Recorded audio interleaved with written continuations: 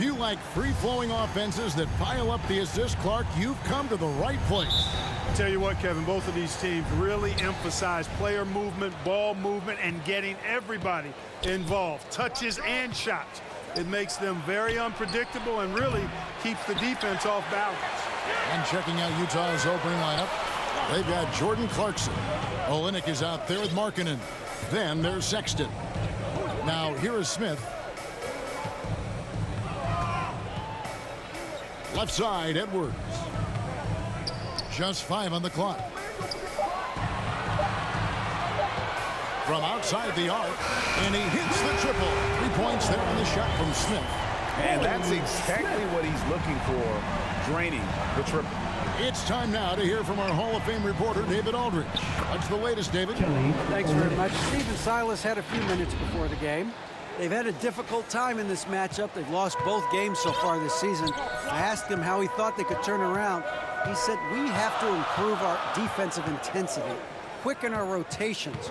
We can make things tough around the rim with our shot blockers, but we also have to close out on the perimeter. We'll see if they can flip the script tonight, Kevin. Back to you.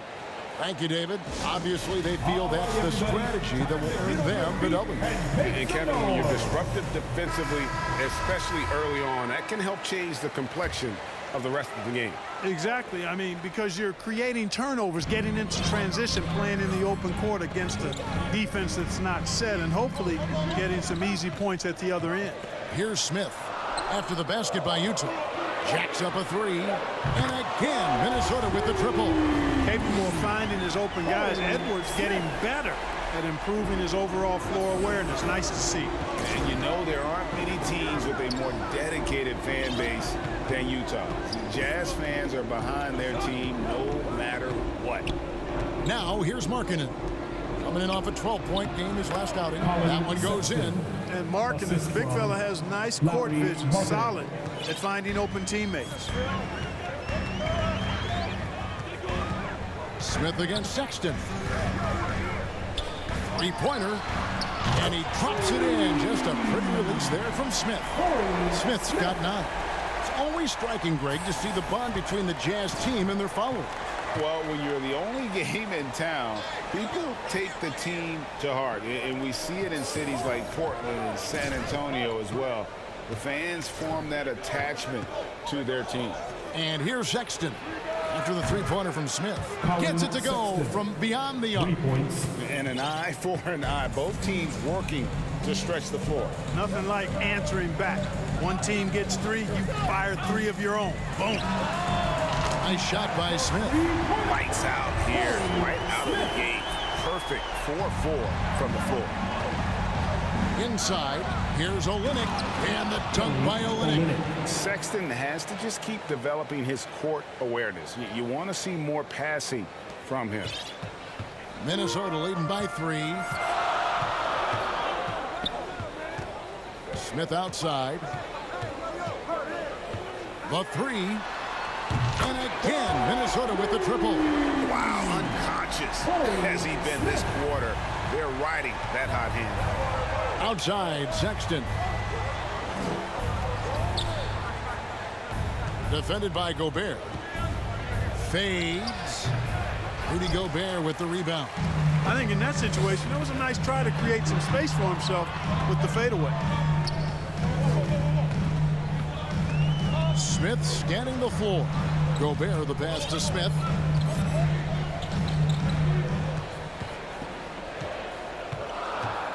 Over in the corner, McDaniels. The putback, he hangs in there and cashes in on the second chance points. Oh, this is the kind of start they were hoping for. Yeah, shots falling, off to a very good start offensively as a result. Edwards brings the double team. Clarkson up top, Edwards defending. Smith against Sexton.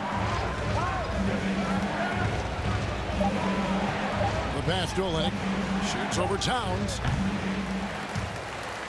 And out of bounds as the Timberwolves gain possession. And some changes here for the Timberwolves. Naz Reid, he's checked in for Rudy Gobert. Anderson comes in for Karl Anthony Towns. And it's Mike Conley in for Edwards. Smith outside. Out to the right wing. McDaniels passes to Smith. It's good from long range. Smith's got 18 points in the game. Guys, this has been an incredible performance this quarter. I mean, he's getting the ball where he likes it and wants it and just going to work. Fontecchio passes to Gay. Fontecchio. Nice ball movement by Utah. Shot to stop the run. Rebound, Minnesota. Last time they met was in Utah where they beat the Jazz. And the last time these two met, they were able to get a big win because of that bench production. Second unit might be a factor in this one as well. And you know what? If they run away with this game like they did in that one, I'd expect to see plenty of minutes again for the guys coming off the bench.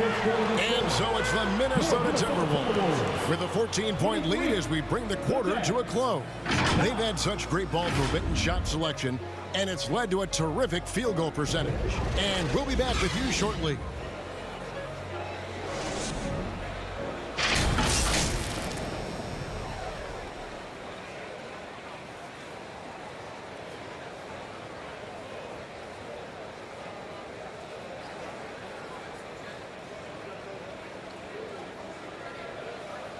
Here they come, now headed to the floor. And welcome back to our special presentation of the NBA. Substitution Up here for the Timberwolves. The Jazz making a switch here. Here's Sexton. 17 points for him last game against Philadelphia. So on the floor for Utah, we've got Kelly Olynyk. He's out there with Markkanen. Sexton is out there with Jones. And it's Abaji in at the 2 spot. And since being the first pick of the 2020 draft, Anthony Edwards has not disappointed. I'll tell you something, partner. The Timberwolves got that one right. Did they ever? I mean, we knew about his nuclear athleticism, but the leadership, the work ethic, the ability to impact winning also have been evident. This is a multi-time All-Star going forward. And now we've got some time to check in from the sidelines. You got for us, DA? Hi, guys. The chosen one in the last game against the Cavaliers got it done. He dropped in 34 points, and he got those points as he always does, knocking down shots from beyond the arc.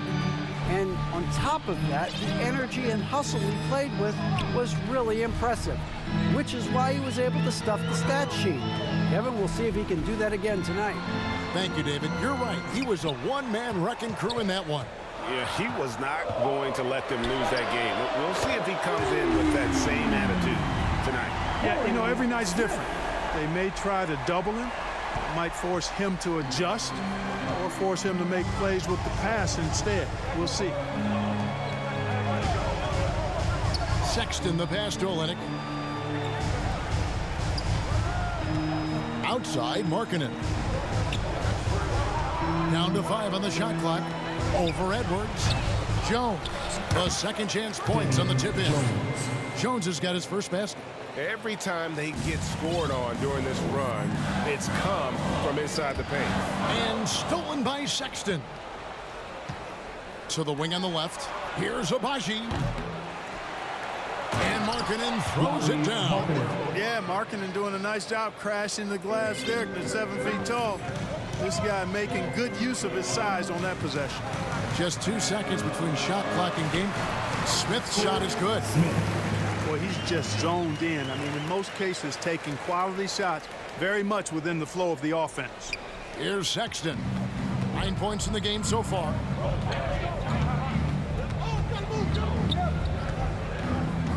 Shot from 12. Rudy Gobert with the rebound. Stolen by Markkanen. And so it's Minnesota in the driver's seat, up 8 points at the end of the quarter. They're shooting the ball so well in this one. A great performance from the field. Back right after this.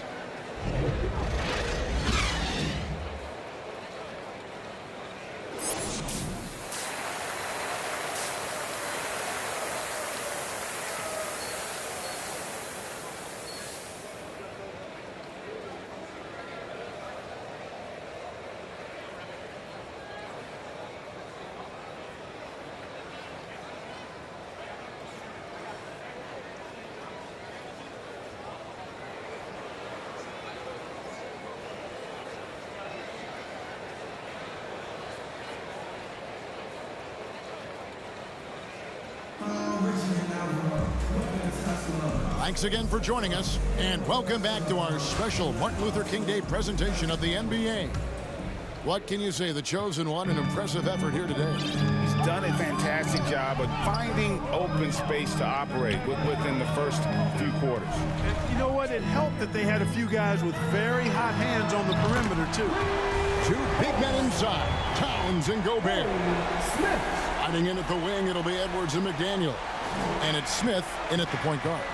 That's Chris Finch's 5 as we get into the second half. And you see players trying to get the officials to blow the whistle.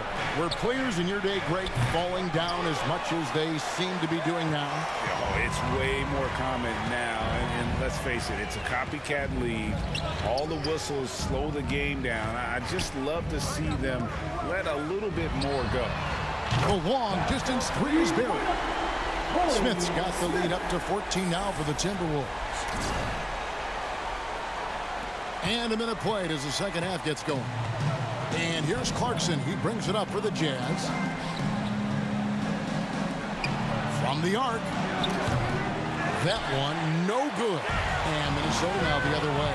And they've got a big lead, not just on the scoreboard, but really in the rebounding numbers as well. And what I like about it, it's been a physical brand of basketball. It's had a little sandpaper element to it. Gritty and rough. But that's how you win games. Naz Reid, he's checked in for Minnesota. Rudy Gay's checked in for the Jazz. Horton Tucker comes in for Colin Sexton. Smith outside. From deep three-point range, sinks it. What range from outside? Wow. Smith's got 38 points. All these threes they're giving up have really been the driving force on this run. Last season, Clark, the Timberwolves snapped a 3-year playoff drought. An important milestone for this squad, Kevin. I mean, it shows they're ready to compete in the postseason. That's huge and speaks to just how far this team has come. Minnesota with the ball. They're rolling here with a 9-point run. And finished off by McDaniel. Offensively, defensively, they are in total control. And don't leave out the coaching staff here now. I mean, their game plan has been perfect. Timeout is called, first of the game for the Jazz. And we've seen it for years. Despite their regular season success, the Jazz just unable to make much noise in the playoffs. Credit the front office for coming to terms with it and pivoting to a rebuild while they could get top value for their stars.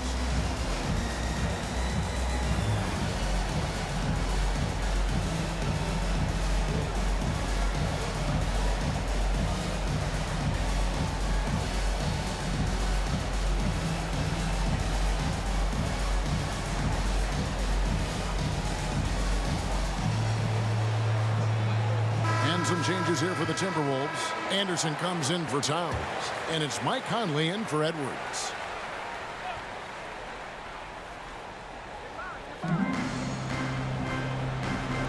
Fontecchio. McDaniel's defending. Fontecchio passes to Gay. And then Gay with the dunk.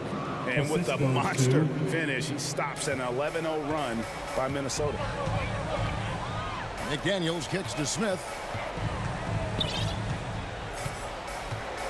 Just under 2.5 minutes into the third quarter now. And the officials call up for a 3-second violation.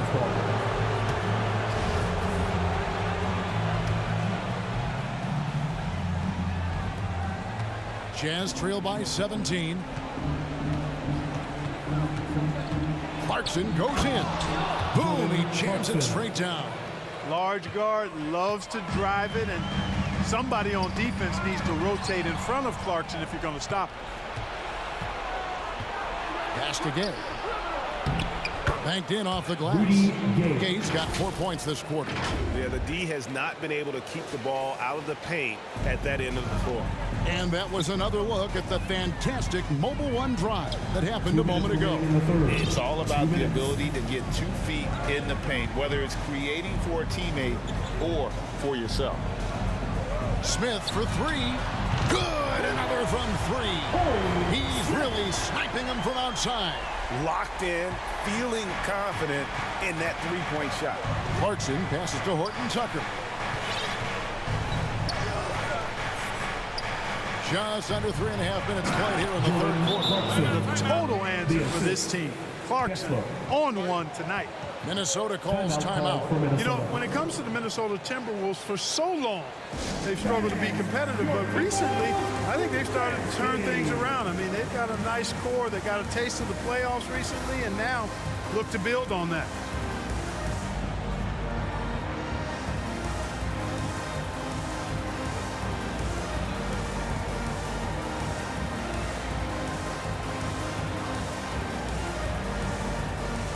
Prince is checked in for McDaniel. Come on, let me hear you. Here's Conley. Looking at his numbers, he's averaging about 6.5 points a game.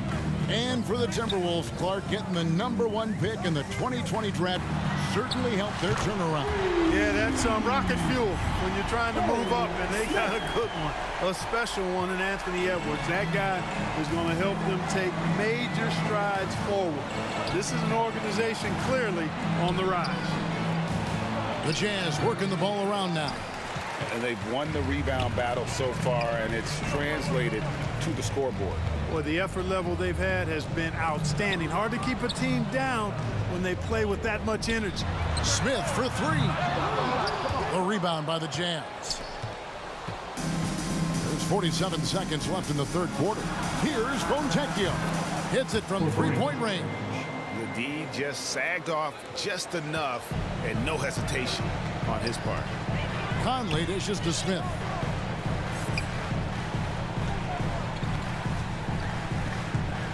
Prince in the corner. Smith on the wing. He's got 44. Just 4 to shoot. There's the triple. Good on the triple. Smith's got 47 points. And they're getting their points now almost exclusively from the triple. 4 of their last 5 makes are from beyond the arc. It's hard for me to watch this. I mean, the defense practically giving them those shots. Horton Tucker, that's good. Now that's how you pick up second chance points. Stay active and be ready as soon as the shot goes up. For three, Smith again. What an avalanche.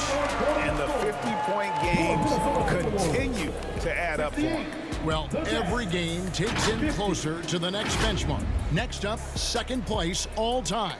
And Wilt had 30 games of 50 points or more back in 1963, and that number gets closer and closer with games like this.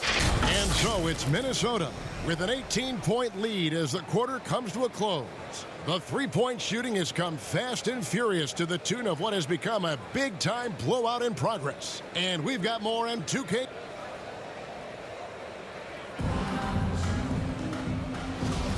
Happy Martin. So it's Minnesota winning this one easily. It was a tale of two teams tonight. One that was in total control, operating flawlessly, and the other just searching for answers that they could never find. I mean, the energy here is just so tremendous. Fans involved from the get-go. And once they started to really pour it on, it was fun to see that rhythm and flow from their perspective. And that's going to do it tonight, folks, for our broadcast.